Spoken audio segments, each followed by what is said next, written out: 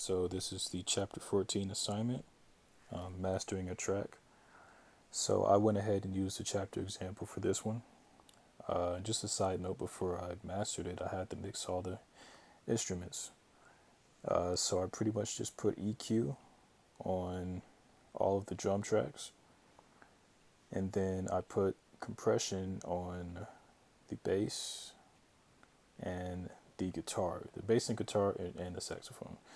But the bass and guitar specifically had a lot of feedback noise coming from them. So when I compressed it, it lowered the volume on those two instruments. So I had to compensate the rest of the volume for all the other tracks. So it all came out sounding kind of quiet.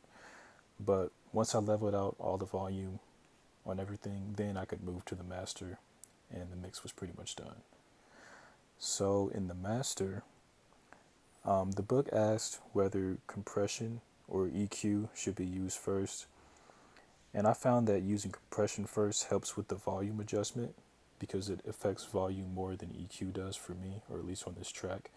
So I used a glue compressor for that.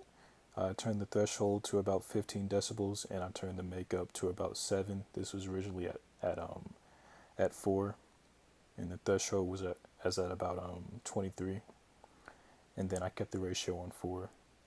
After the compressor, then I moved to the EQ8.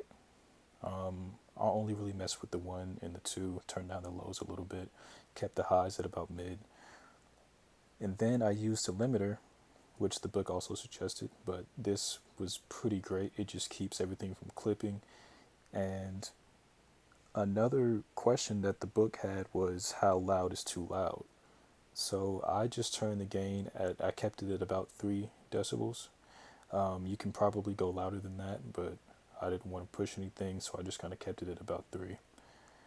And then finally, the multi-band dynamics, which is pretty much just used to manage the high, mid, and low frequencies specifically. So I only turned on the high, and that was just kind of to manage the sizzle sound that comes from the cymbals and the hi-hats and the drums, because those are pretty much being hit all the time. So I just wanted to manage that a little bit. But that was pretty much it on the master. This is a long track, so I'm not going to play the whole thing in the video. I'll play about a minute of it, just so you can get a feel for what it sounds like. But I'll let you guys hear it now, so hope you enjoy it.